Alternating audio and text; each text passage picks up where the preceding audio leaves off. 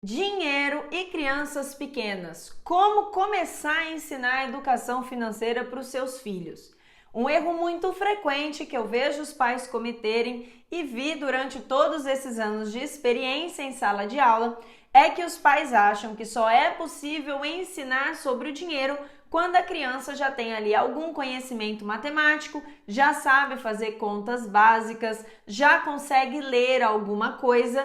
E isso não é verdade. Educação financeira é sobre um repertório comportamental. E o que isso quer dizer? Dinheiro é sobre fazer boas escolhas. Então é sobre os modelos de riqueza que seus filhos terão no decorrer da vida. É sobre o que ela vai fazer e ouvir durante todo o decorrer da sua existência.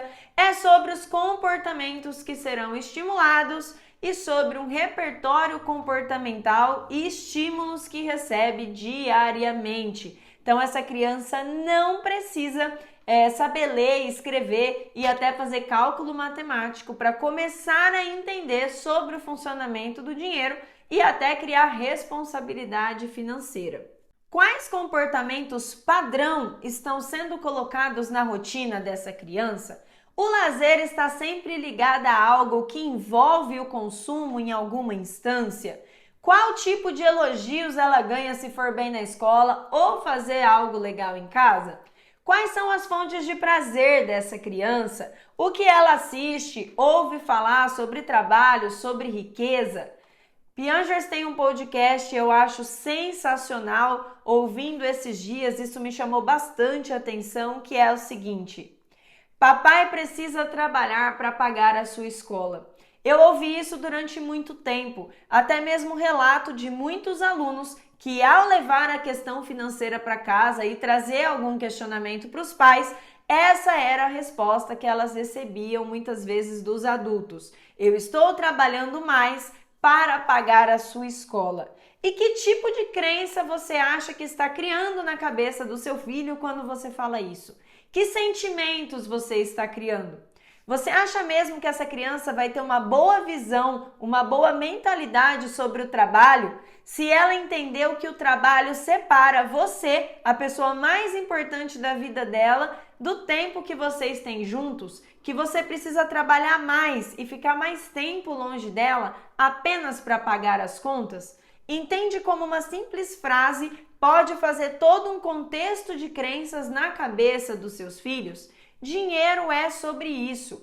E aí você precisa entender que culturalmente as crenças sobre o dinheiro já serão construídas de uma forma negativa. Nós já temos, enquanto sociedade, uma visão muito negativa do dinheiro e da riqueza. E a questão é: como você vai ensinar algo na contramão disso se todo mundo ao redor vai falar que dinheiro é ruim, que riqueza é ruim, que a maioria dos modelos apresentados em desenhos animados, seriados, são sempre ligadas a pessoas ricas que são ruins, que não têm escrúpulos, que exploram outras pessoas e por aí vai. Qual ambiente externo essa criança está inserida? O que é considerado normal na vida dessa criança quando o assunto é dinheiro, é riqueza? Então hoje, se a gente parar para olhar o mundo ao redor, a gente vai ver que o que é normal é estar endividado, é ser imediatista, é consumir para pertencer. As pessoas vivem uma vida de status que tem a ver com consumir para pertencer, para mostrar algum grau de poder. Possuir a qualquer custo. A gente tem hoje 80% da população endividada e isso não é só porque as pessoas não têm tido condição de comprar o básico. Muito desse endividamento está ligado a comportamentos compulsivos em relação a compras. Vivemos este mundo em que é necessário ceder a todos os desejos. As nossas crianças, os nossos adolescentes não podem mais se frustrar e isso tem feito adultos cada vez mais fracos no sentido de repertório comportamental de lidar com as situações.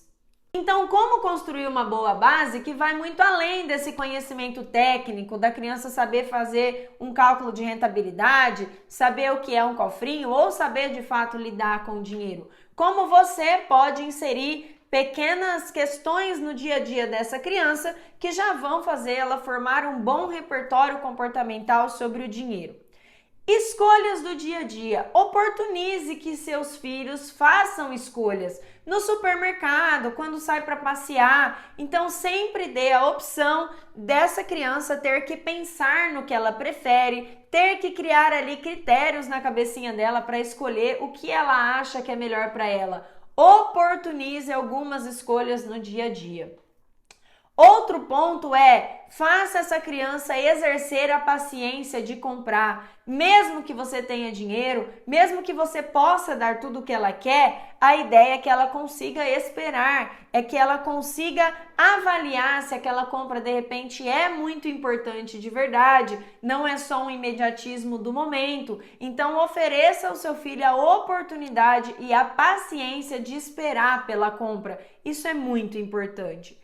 Outro ponto é, crie formas de lazer diferentes do contexto de consumo. O que a gente vê muito hoje é o lazer sendo ligado a contextos de shopping, a contextos de consumo. Então, tente trazer para a vida do seu filho alguns momentos de lazer que não tem a ver com compras, que tem a ver com gastar tempo com algo que ele gosta muito, que tem a ver com viver uma experiência que não necessariamente está linkado com o comprar. Outro ponto e o mais importante é, seja exemplo. Sim, não adianta falar para o seu filho esperar para comprar se você não espera. Não adianta falar para o seu filho que ele tem que fazer escolhas, que ele não vai poder ter tudo sempre, se você tem esse comportamento de toda vez que sai de casa ele te vê comprando sempre algo. Não adianta querer que seu filho tenha orçamento, tenha cofrinho, pense positivamente sobre o dinheiro, se você não tem esse planejamento para comprar e só vai vivendo no deixa a vida me levar. Seja exemplo. Criança repete comportamento. Criança tem um negócio chamado neurônios espelho, que são muito desenvolvidos para ela copiar o que ela observa. Então tenha em mente, você é um exemplo. Não adianta tentar ensinar algo que você não passa nos seus próprios comportamentos.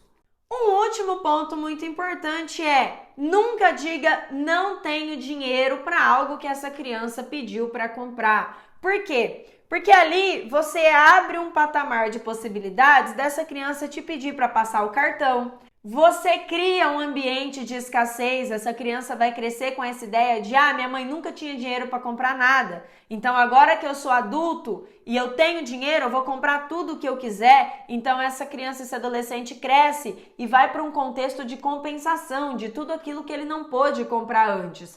Como que você fala para uma criança que não vai comprar algo sem falar não tenho dinheiro e criar um contexto de escassez? Você fala para ela, filho, filha, isso não estava nos nossos planos para esse mês, para essa semana. Vamos nos organizar? Se é algo que realmente é importante para você, vamos chegar em casa, vamos ver a nossa planilha, vamos ver o nosso planejamento e vamos encaixar esse sonho ali no planejamento. Pode ser? Percebe que você saiu de um contexto de escassez, de não tenho, para um contexto de espera. Não estava planejado ainda, mas a gente pode planejar. Então você estimula um comportamento diferente para os seus filhos. Entenda que antes da planilha, antes de saber calcular a rentabilidade, antes do cofrinho, de saber o que é bolsa de valores, você precisa moldar os comportamentos do seu filho, da sua filha e essa mentalidade em relação não só ao dinheiro, mas o que é riqueza, o que é o mundo do trabalho, o que ele significa e tudo mais. E seu filho está sempre observando os seus próprios comportamentos. Essa é a base de uma educação financeira para crianças pequenas. Gostou desse vídeo? Fez diferença na sua vida? Virou alguma chavinha em relação a algum comportamento que você já tenha? Deixa seu relato aqui embaixo, curte esse vídeo, compartilha com quem tem filhos e fica nesse canal para continuar aprendendo sobre neuroeconomia e finanças comportamentais. Até a próxima!